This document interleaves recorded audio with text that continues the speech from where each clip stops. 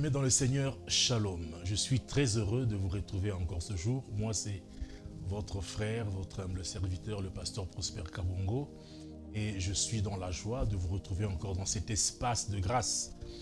Et ma prière ce jour est que de là où vous vous trouvez, de là où vous trouverez l'occasion de suivre cette vidéo, ma prière est que la faveur ainsi que la grâce de Dieu puisse vous localiser, vous accompagner dans toutes vos entreprises.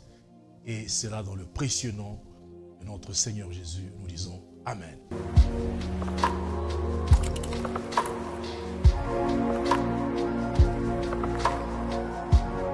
Alors, nous revenons encore ce jour pour nous parler d'un thème très intéressant. Nous voulons parler de ces tout premiers miracles de Jésus. Nous estimons que ce tout premier miracle contient des éléments révélateurs, des éléments qui vont nous aider justement à expérimenter la puissance, le surnaturel, le miracle de Dieu dans notre vie. Parce que moi, je suis quelqu'un qui croit au miracle. Je l'ai toujours dit que le Dieu que nous prions est un Dieu des surnaturels. C'est un Dieu, les surnaturels est son domaine. Et de la même manière qu'il a accompli des choses extraordinaires par le passé, ce Dieu-là n'a pas changé. Il continue encore à agir et à accomplir des grandes choses au milieu de nous. Jésus a dit d'ailleurs que jusqu'à présent mon Père agit et moi aussi j'agis. Et j'ose croire qu'à travers de ce moment de partage, le Seigneur va vous amener à vivre et à expérimenter un miracle dans votre vie. Et comme je le disais tantôt, que notre Dieu est un Dieu de surnaturel. Le surnaturel est son domaine. Et nous le voyons même à travers le ministère de Jésus, qui était un ministère rempli des événements, de faits surnaturels. Et cela nous démontre clairement que Jésus était là pour accomplir des choses qui dépassent tout entendement humain, des choses qui sortaient de l'ordinaire. Il a opéré tellement de miracles à tel point qu'on dit qu'il n'y a aucun livre qui pourrait contenir tout ce que Christ a eu à faire. Et aujourd'hui, par la grâce du Seigneur, nous voulons justement parler de ce tout premier miracle de Jésus, le miracle de Cana. Alors pour cela, je nous invite très rapidement à ouvrir nos Bibles. Nous sommes dans le livre de Jean. Nous allons prendre rapidement le livre de Jean, le chapitre 2e. Alors la Bible dit ceci. 3 jours après, il y eut de noces à Cana en Galilée. La mère de Jésus était là.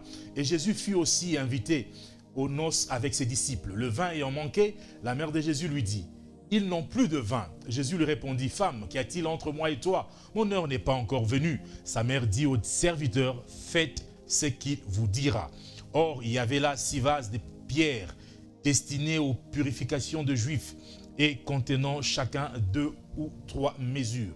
Jésus leur dit: remplissez d'eau ces vases, et ils les remplirent jusqu'au bord. Puisez maintenant, leur dit-il, et portez-en à l'ordonnateur du repas. Et ils l'en portèrent. Quand l'ordonnateur du repas eut goûté l'eau changée en vin, ne sachant d'où venait ce vin, tandis que les serviteurs qui avaient puisé l'eau le savaient bien, il appela l'époux et lui dit: tout homme sert d'abord le bon vin, puis le moins bon après. Qu'on s'est enivré. Toi, tu as gardé le bon vin jusqu'à présent. Tel fut à Cana en Galilée le premier de miracles que fit Jésus. Il manifesta sa gloire et les disciples crurent en lui. Il manifesta sa gloire et ses disciples crurent en lui. Telle est ma prière ce jour, que Dieu manifeste sa gloire dans votre vie, que le miracle de Dieu soit votre partage, peu importe le domaine dans lequel vous évoluez, que vous puissiez vivre et expérimenter le miracle de Dieu dans votre vie. Alors, je le disais tantôt que ce tout premier miracle de Jésus contient quelques éléments, quelques enseignements qui vont justement nous aider, qui peuvent nous aider à expérimenter nous aussi le miracle de Dieu dans notre vie. Alors, le tout premier élément pour expérimenter le miracle de Dieu dans notre vie, nous devons inviter Jésus dans notre vie. Ça, c'est le tout premier élément. Et nous le voyons clairement que si Jésus a eu à faire quelque chose, si Jésus a eu à intervenir dans ces noces des Cana, c'est tout simplement parce qu'il était présent. C'est parce qu'il était là, il avait été invité. Et sa présence en ces lieux a fait qu'il puisse intervenir lorsqu'ils étaient dans le besoin. Nous aussi, mes bien-aimés, il faut savoir que la vie sur cette terre des hommes, il y aura toujours de besoins. Il y aura toujours, nous serons toujours soumis à des situations qui échappent justement au contrôle des hommes. Des situations dans lesquelles l'homme ne pourra rien faire. L'homme, quelle que soit sa bonne volonté, ne pourra pas intervenir. Cependant, nous avons besoin de ces dieux-là.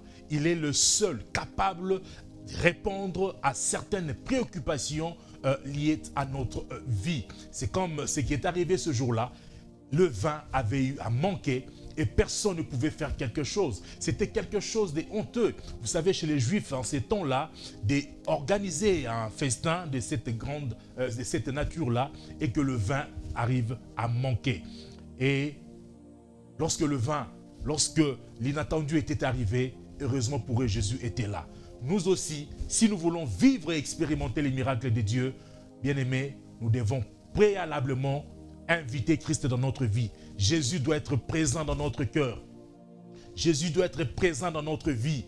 Bien-aimés, si nous voulons nous attendre à ce que ces Christ-là interviennent lorsque nous serons dans le besoin, lorsque nous serons en face des difficultés, lorsque nous serons en face de combats. La Bible dit dans Jean 1, 12, « Mais à tous ceux qui l'ont reçu, à ceux qui croient en son nom, elle a donné le pouvoir de devenir enfant des dieux. » Recevoir Christ dans son cœur, c'est la chose la plus merveilleuse qui puisse arriver à un homme. C'est le plus grand miracle même, je dirais, justement, recevoir Christ dans son cœur. Recevoir Jésus, avoir Christ dans sa vie, avoir Christ dans son cœur, c'est le plus grand miracle qui puisse exister. Si ce plus grand miracle qui consiste justement à avoir Christ dans son cœur, bien aimé, si Dieu est capable de le faire, à combien plus forte raison le miracle qui est lié à notre avenir, les miracles qui est lié à notre destinée, Christ le fera. Christ est capable de le faire. S'il a déjà fait le plus important, c'est lui d'être présent dans notre cœur. Alors je vous invite, mes bien-aimés, à expérimenter la présence de Dieu dans votre vie, à faire de ce Christ-là votre priorité dans votre vie, dans votre cœur, que Christ soit là présent, parce que les imprévus ne manquent pas dans la vie. Vous serez exposé à certaines situations auxquelles Christ seul aura la réponse, auxquelles Christ seul sera celui capable de vous apporter la vraie réponse. Alors, je vous invite à faire de Christ votre priorité. Si vous ne l'avez pas encore reçu dans votre cœur, recevez-le. Invitez-le dans votre vie parce qu'il est prêt à venir cohabiter avec vous. Il a dit, je suis à la porte et je frappe. Si quelqu'un entend ma voix, qu'il ouvre, j'entrerai chez lui et je souperai avec lui et lui avec moi.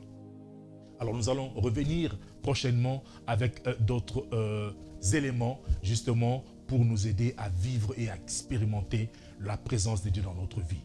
Pour l'instant, portez-vous bien et que la paix du Seigneur règne dans vos cœurs. Au nom de Jésus. Amen.